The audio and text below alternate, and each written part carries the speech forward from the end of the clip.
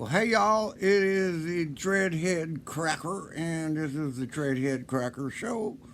And take no substitutes, folks. Take no substitutes. It's one of the things that I remember on somebody's accept no substitutes. So I'm the Dreadhead Cracker, and this is the Dreadhead Cracker Show, and it has been certified as such. So thank you for coming tonight, and I told the producer of the show this evening that I really had nothing prepared to talk to y'all about, and I feel kind of bad about that, but I came up with a brilliant idea for a couple of minutes, and before the laptop goes ahead and peters out. Okay, so here's my plan is I am going to read you some of my fan mail that I have gotten, recently. There's not a lot. Well, I picked out all the best ones too, of course. I wouldn't say these are totally representative, but they primarily are representative of the loads of mail that I get, either electronic or otherwise, delivered to the Dreadhead Cracker. And you can always send me mail, to General Delivery, Punta Gorda, Florida, and 33950. And just put it in there, the Dreadhead Cracker. I ain't going to give you all my real address, but I'll go down there and pick it up all the time. So if you write me, and I know that that's a working system for you because, I don't go to the post office every day. But anyway, but you can contact me electronically. There's the dreadheadcracker at gmail.com. Yeah, all one word, lowercase. Well, not the at and all that other stuff. Whatever. I don't know if it makes any difference anymore, but okay. So here we are. The Dreadhead Cracker had no ideas, and so for the show, at least good ones. I kind of had a lot of good ideas, or bad ideas, but I don't, I'm a very thoughtful guy when it comes to. In fact, my doctor said that he finds me to be very pensive, which God knows the Cracker did not know what pensive was, and he pulled it up on his laptop and he goes, pensive, and it's like someone who sits around thinking a lot. And I gotta tell you, that's the Dreadhead Cracker except on the days when he's hanging around talking a lot. So anyway, like I keep saying anyway, I'm going straight directly to the letters from my fans. Okay, the first one, oh wait, I can't see to read the letters. Hold on. No, don't look at me without my sunglasses. Well, I guess you got to now. All right, so here we go. This is from Bob from Okeechobee, Florida. It's a nice little town right on whichever road that is that comes straight out of Fort Pierce and runs right by the big lake Okeechobee. Therefore, the name. It's good to hear from you, Bob. Bob writes, Dear Cracker, you are kind of stupid for a pretty smart cracker. Now, I took this as a compliment, mind you. And you know what? I thought he was speaking as a brother. So my thing would be, it takes one to know one. And thank you so much for recognizing that for what is it that you said? I'm kind of stupid for a pretty smart cracker. Well, I'll take the last part to heart and just kind of forget about the other part. Bob, thank you so much. Write me again anytime. Okay, here we go. The next card and the next message that's written on it to the Dreadhead Cracker from his fans is Judy from Dayton, Ohio. Dear Cracker, she starts, you are a joke, a really big joke. Well, what a compliment. Oh my God, I swear. Being a comedian and everything, I am a joke. That means that I have become one with joking, and therefore, if I'm a really big joke, it must mean I'm really good at joking. So, thank you very much, Judy from Dayton, Ohio. So let's see here. What do we have next? Our next message, or the message to me, it doesn't say how it came or anything like that, the email or the snail mail to the general delivery box in Punta Gorda, Florida, 33950. I don't know. So this is from Kyle from San Francisco.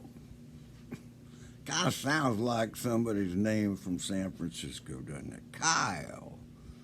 When the Cracker was growing up, we didn't have any Kyles or Jasons or,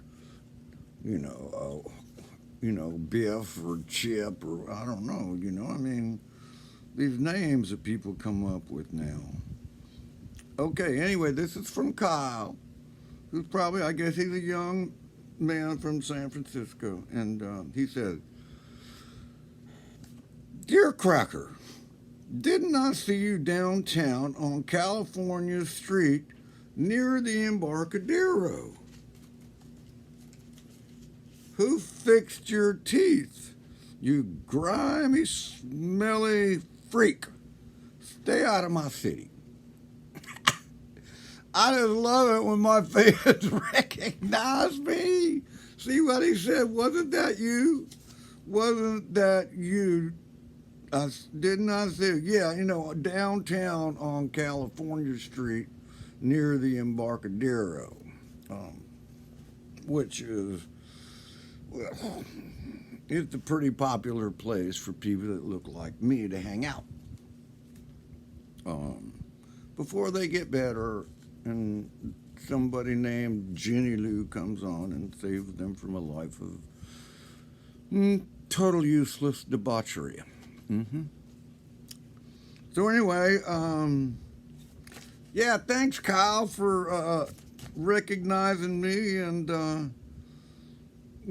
got to tell you that I did not have plans to go back to San Francisco.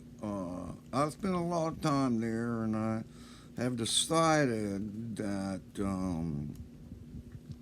it's not for me, really, no, because I just keep remembering what that's saying it was attributed to, although many things have been attributed to Mark Twain. Once again, I may have said this before, but so it's about San Francisco, and it's like the coldest winter I ever spent was in a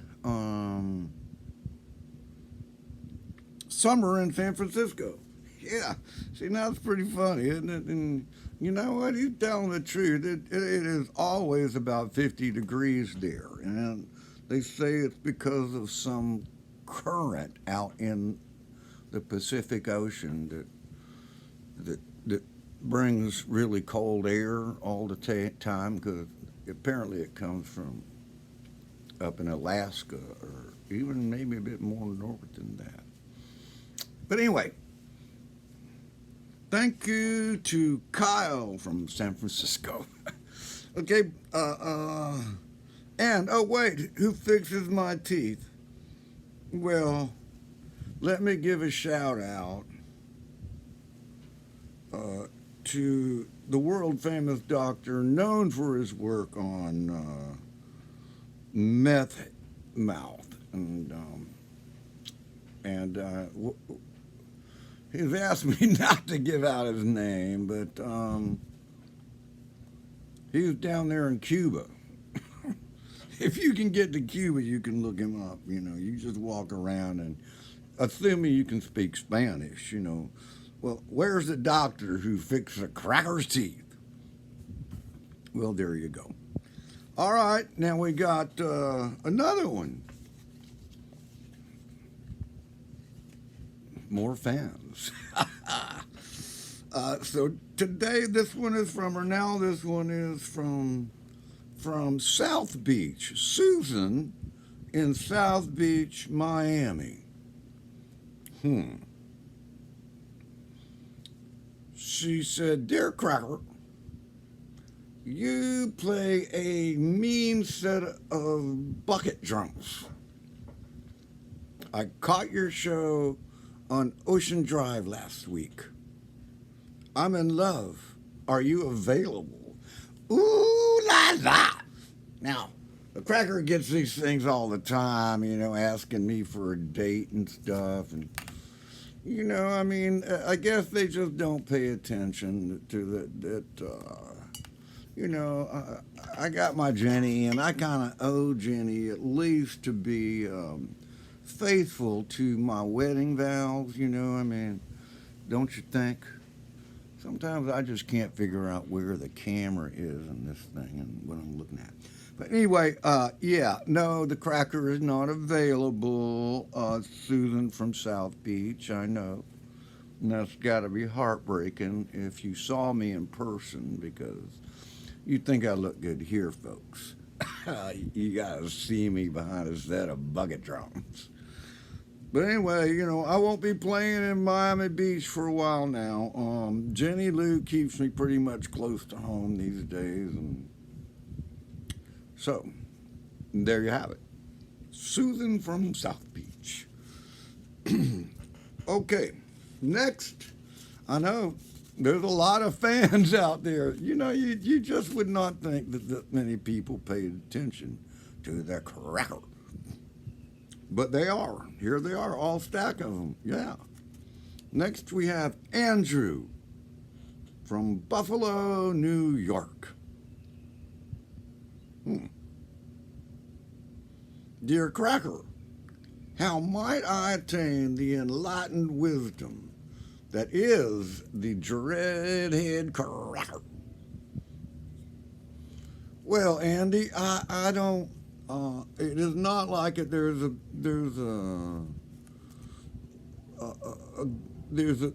path that you can take, because the path that the Dreadhead Cracker took. Oh my goodness, I need to get these off. The Dreadhead started many years ago, and I don't think you got that many left to be free in the country. So, sometimes, Andy, I would say that solitude is the wisest of all calls when you're trying to attain wisdom and enlightenment. I mean, all kinds of dudes over in Tibet and everything like that, you know, they go up and, well, you know, you got to go up to the monastery, Buddhist monasteries, and I think they're called Zen Buddhists as well, and so. But there is that way of solitude, and for you, Andy, somehow I just feel as if, you know, getting the fuck out of town and getting away where nobody can find you, and just, you know, I mean, just be alone with your thoughts and prayers that no one finds you. Okay, Andy, what do you think about that? Okay, love you. Oh, and finally now, I didn't know that there was another, but finally, We have Matthew in Austin, Texas. Dear Cracker, is it truly wiser primarily to be rather than to do?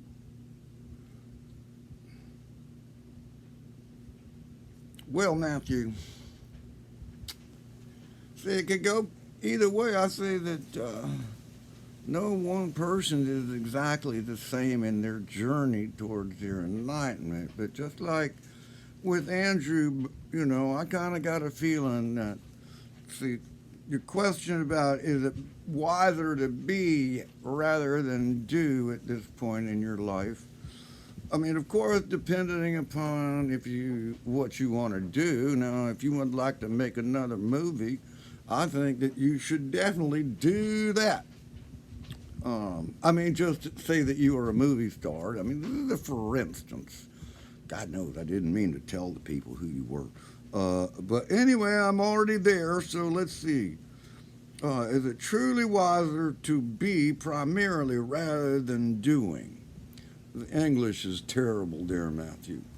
But anyway, I'm going to answer your question. And like I said, in many cases, many cases, that just being is so much better than doing. Because, the cracker says that, if you're going to go brush your teeth, you don't have to spend any time thinking about that, really. It's just wasted time as long as you get your teeth real clean. If it, otherwise, why spend the time, right? Yes. Remember that they asked about my teeth? But anyway, Matthew, I'm just going to say that there are certain things that the old saying, stick to what you know, is often the wisest and most enlightened path. That a dude in Texas, in Austin, Texas, hanging around the governor and all that, and sniffing up to the governor's mansion and shit. And I mean, if that were to be you. But anyway, that's my advice. It's almost better to be than to do. And in your case, I would say it's an absolute necessity. And then get back to doing what you know and make us another cool movie or a Lincoln commercial or something like that. Okay, well, like I said, I was going to run out of time. And, the good thing is that the battery did not die. I think that was pretty good timing. Oops, there it is, about 2 seconds to go. So I'm going to say, as I always do to end the Dreadhead Cracker Show, is please go ahead and when you're watching this on the YouTube channel, hit that little subscribe button. Just go ahead and hit it. I tell you, it feels really good because I hit it a lot of times myself. I shouldn't have said that part out loud, should I? Yeah, I've got like almost 10 subscribers, and I think that I'm almost all. I can't tell a lie. So anyway, folks, bye now.